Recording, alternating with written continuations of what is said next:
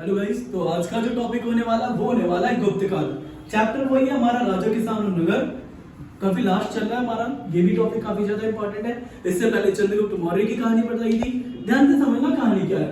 मौर्य काल के बाद गुप्त काल को भारत का स्वर्णिम युग माना जाता है। स्वर्णिम युग का मतलब सोने वाला युग, ठीक है।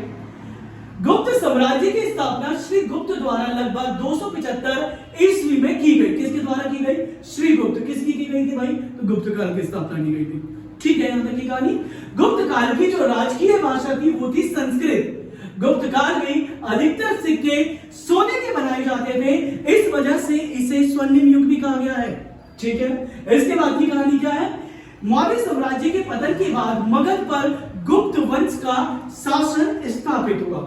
इसके बाद समुद्रगुप्त साम्राज्य के सबसे प्रभावशाली शासकों में से एक था, यानी कि गुप्त काल के अंतर्गत जो समुद्रगुप्त थे उन्हें सबसे ज्यादा प्रभावशाली राजाओं में से माना गया है।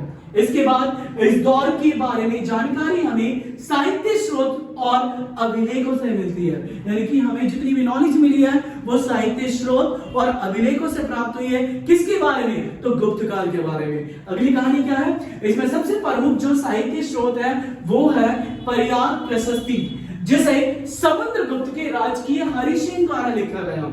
इस रचना को संस्कृत भाषा में लिखा गया था। कौन सी भाषा में लिखा गया? संस्कृत भाषा में।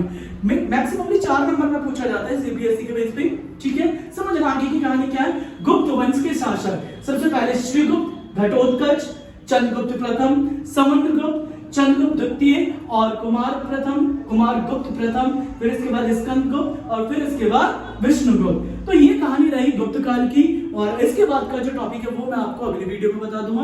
धन्यवाद, मिलते हैं अगली वीडियो में।